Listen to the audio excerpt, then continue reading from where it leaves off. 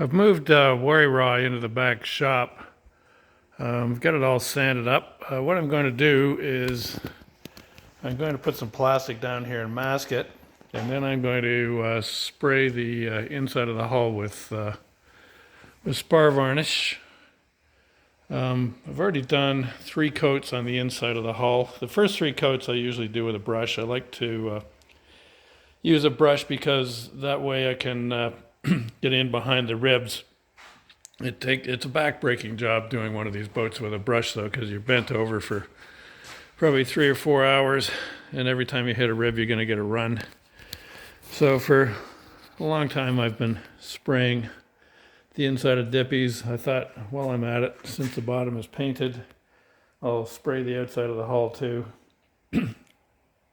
I've got my new varnish room here. This is something I did back in the fall. I used to get up and tape plastic to the lights and everything else, and it took a long time, but back in the fall I purchased some sliding curtain track, and I put it in on the ceiling, and I've made up these curtains out of sheet plastic. They're just taped at the top with all the sliding hooks. The whole principle of my cheap varnish room is I have an exhaust fan here, so the room is always under negative pressure. I don't have to worry about the overspray coating everything else in the shop. But the beauty of this system is I can just go like this.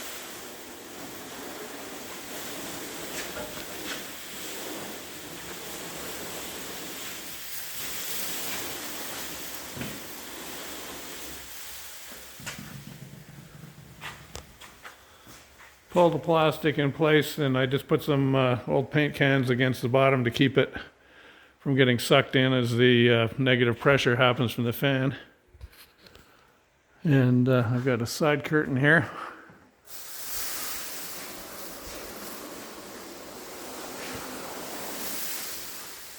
Let's pull that across. What I do at the corners is I just have some rare earth magnets. I just clip the corners together every couple of feet to keep it all from wanting to go onto the boat and out the door with the exhaust fan. So there's my cheap and cheerful varnish room, or spray booth. So I'm just getting ready to spray it, and after I've sprayed it, I'll maybe take another video of what it looks like when I'm done.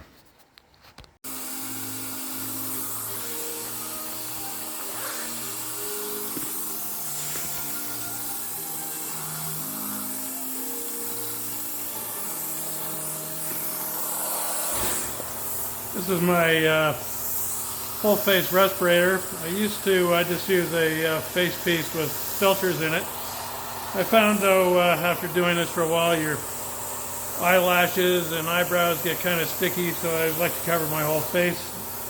The cartridges were a replaceable consumable that I used to use with a mask. I've since replaced it with got little air hoses here. It's got a small regulator. The regulator feeds the mask, keeps positive pressure. That way I've got fresh air always blowing out, so I don't have to worry about a perfect seal around my face. It's also got a bleed hose. I've got a short hose that powers the spray gun, so I'm basically supplying my own air and the air for the spray gun at the same time. The other thing I've been using for a couple of years now, is it's a gun by 3M. I've just got it over here.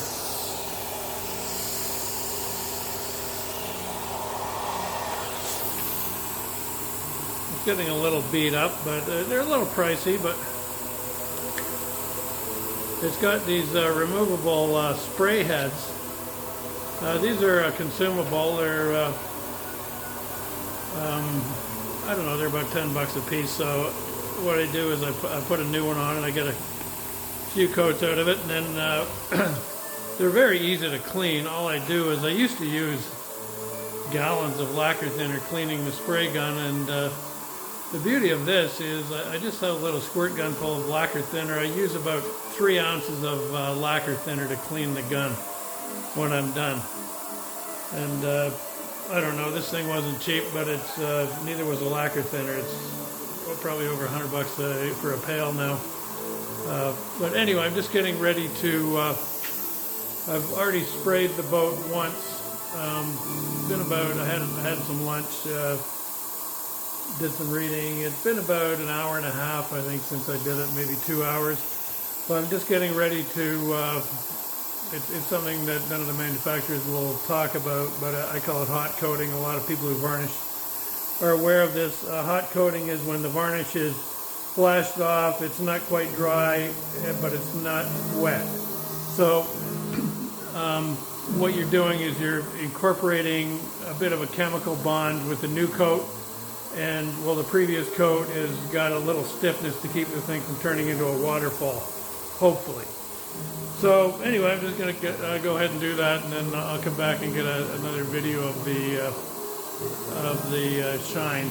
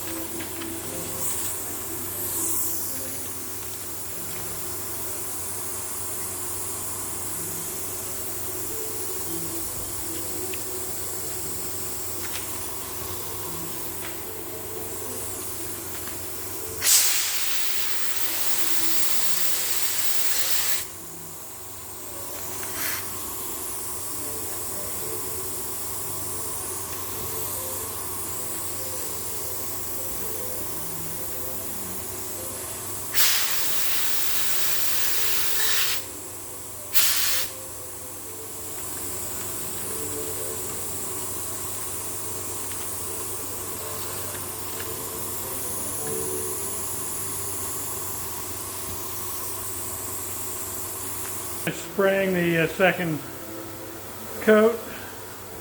I managed to put about 4 quarts of varnish on the inside of the hull, the deck, and the outside, which would be a long day with a brush. But I'm not sure how much of that went into the air. But this is a high volume, low pressure gun, so there is not a huge amount of overspray with it.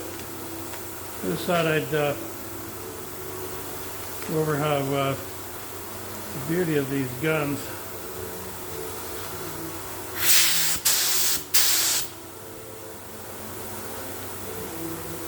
Of course, 3M in their brilliance of planned obsolescence,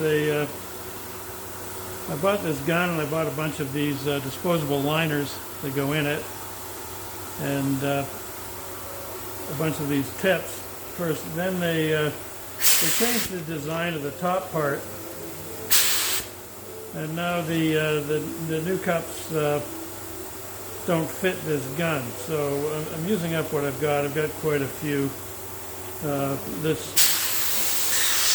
spray head here, though, I did wind up finding somebody on eBay who had switched over, and I bought these on a bunch of these tips on eBay.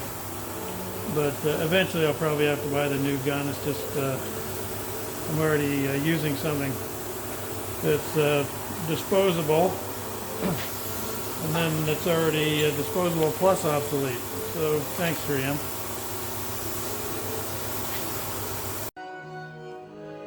Okay, I just finished cleaning up my spray equipment. It's looking nice and shiny now. It's about 4 quarts of varnish on the inside and the outside of the hull. Would have been back breaking with a brush. That sheet of plastic around the bottom.